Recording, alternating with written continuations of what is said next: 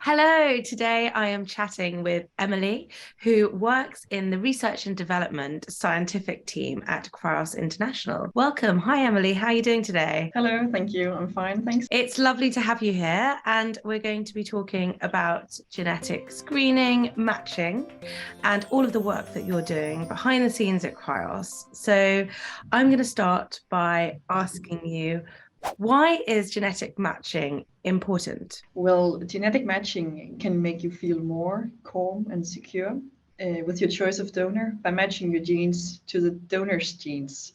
So, if you know that you are a carrier of a recessive disease or you want to reduce the risk in general, our matching solution can help reduce that risk of having a genetic disease in a child. What kind of conditions are you talking about?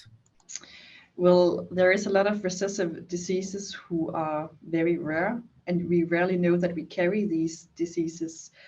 But if you do, our matching solution is matching your genes towards the donors. So you reduce the risk of you and the donor carry the same recessive variants. For example, cystic fibrosis, I suppose, as many other illnesses. Yeah, that's an example. We already screen all our donor candidates for cystic fibrosis, so we know if they are a carrier. Cystic fibrosis is a common genetic variant, but if you as a customer know yourself that you are a carrier of cystic fibrosis, we can do an even deeper testing of the donor to make sure that he really isn't a carrier to make you feel more. Great. What's the process for genetic matching at Cryos? When performing a single gene matching, we'd need your genetic result from your healthcare professional. And when performing a panel matching, we will need a saliva sample from you. So you need to make your own saliva sampling. We send you a test kit at home and you make the test and send it back to us, and we will perform the testing. How long does that normally take? 3 weeks normally, yeah. How does Cryos support you through this selection process and this genetic matching process? If, for example, you're set on a donor and then it becomes apparent that you can't or shouldn't use that donor for genetic reasons. If it's a no match, so if you choose a donor and it turns out that you are a carrier of the same recessive variants, also known as mutations, we have a guarantee that you can choose another donor and we will perform the matching until there is a match. So unfortunately, we can't guarantee that the donor you choose is the one that matches your genes. But we will do an effort to make it happen and make you feel happy with your choice of donor, no matter what. That happened to me personally. The first donor that we selected had a child with genetic abnormalities, so we needed to select a second donor. And that has been the donor that we've had our children with. So for anyone out there who needs to select again, it's not the end of the road.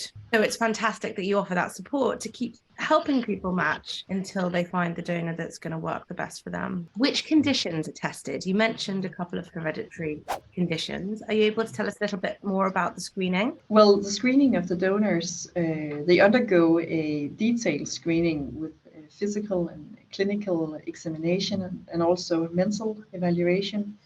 So there is a lot of steps to even become donor, where we select and screen very thoroughly, including the genetic testing of a few selected very severe and common genetic diseases, recessive diseases worldwide. So that are the panel that we have chosen because of the severity in that diseases. But specifically regarding the matching, we have the panel matching solution with more than 300 recessive diseases. And the list is ongoingly, it's dynamic, and there is added more diseases to that list. So it's not a complete list. Those 300 diseases are the ones that are able to be tested for.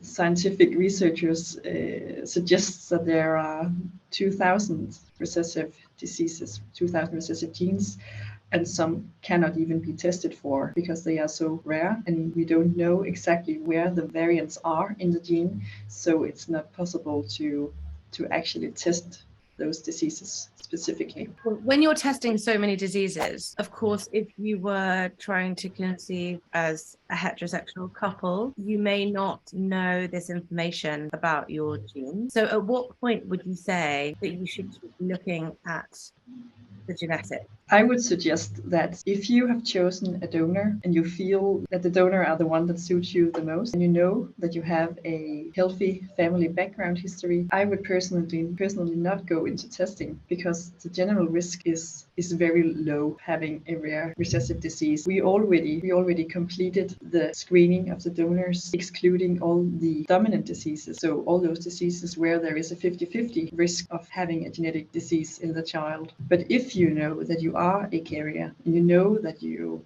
have a family background history, that may be relevant for you to choose genetic matching. And we have those two different types of matching with the single gene, where we thoroughly examine the gene to reduce the risk. We can never eliminate the risk, because there is always a risk of spontaneous mutations.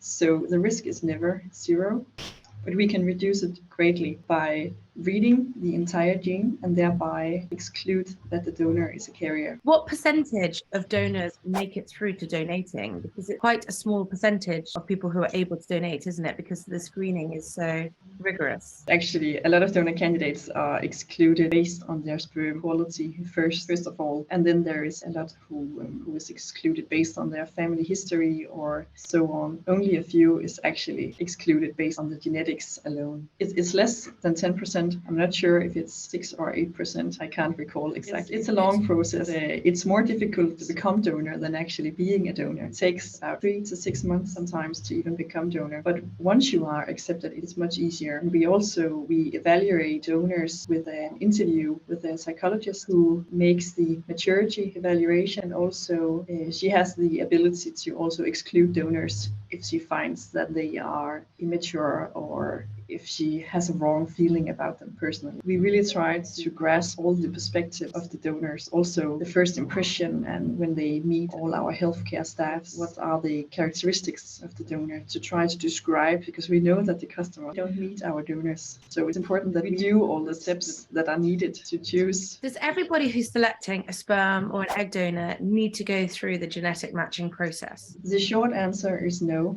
They definitely don't need to do that.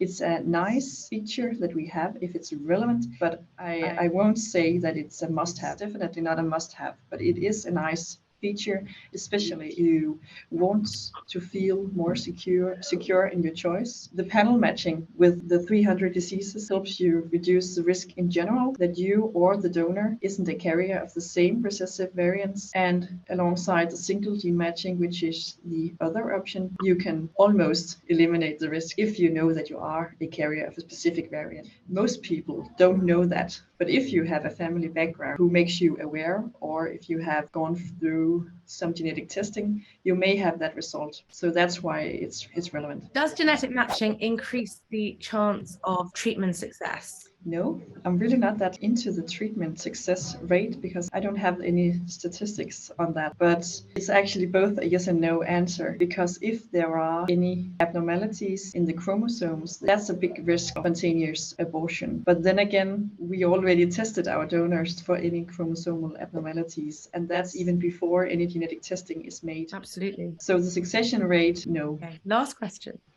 Are there any considerations that people should think about when they're selecting a donor? Well, there's a lot of things to consider, but mostly it's what you like the most. I would say the description, like hair color and personality and so on. Also, we have the sum of the records of all donors, where you see what they have been tested for. If they have any genetic results available, you can see that. But mostly I would say that you should choose the donor that you like the most. The chance of having a healthy child it is higher by choosing a thoroughly selected donor than choosing a random guy outside that you don't know, because they haven't gone through the same testing.